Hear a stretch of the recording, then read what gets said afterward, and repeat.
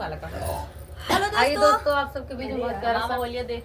गीत सुनाने जा रहे हैं ये भाई और पासवर्ड खोला है। साथ में मोनू भैया भी हैं, मंजू मोनी, अदर लोग भी, सब लोग बहुत लोग हैं। और आइए गीत को गाते हैं हम सब। ए आप बैठ जाएं। कुली कमावा सजनवा ने पटाई के जाया,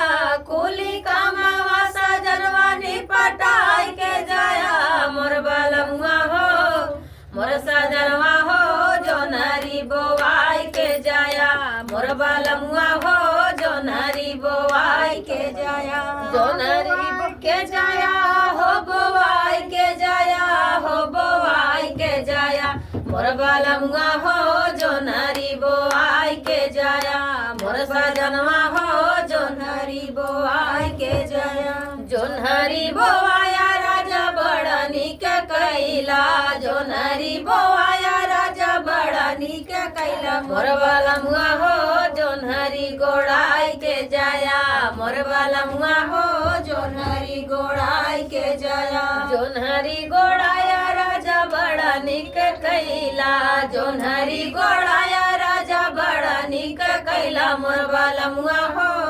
मोर सजनवा हो जो नारी गोड़ाई के जाया, मोर सजनवा हो जो नारी तू खाई के जाया, मोर बलमुआ हो जो नारी बोआई के जाया, जो नारी तू खाया राजा बड़ा निक कैला, जो नारी तू खाया राजा बड़ा निक कैला, मोर बलमुआ हो लाड़ी का हो आई के जाया, मोर सजनवा हो लाड़ी का हो आई के जाया, लाड़ी का हो आया राजा बड़ा निक कैला, लाड़ी का हो आया राजा बड़ा निक कैला, मोर बलमुआ हो लाड़ी का खेलाई के जाया, मोर बलमुआ हो लाड़ी का खेलाई के जाया, मोर बलमुआ हो जो नरी बोआई के जाया, लड़के हो गया ये मोनू बाकी भाई कहा नरी बोआई के जाया। जब जानता हूँ वो बाकी थवान नाम का है लगा।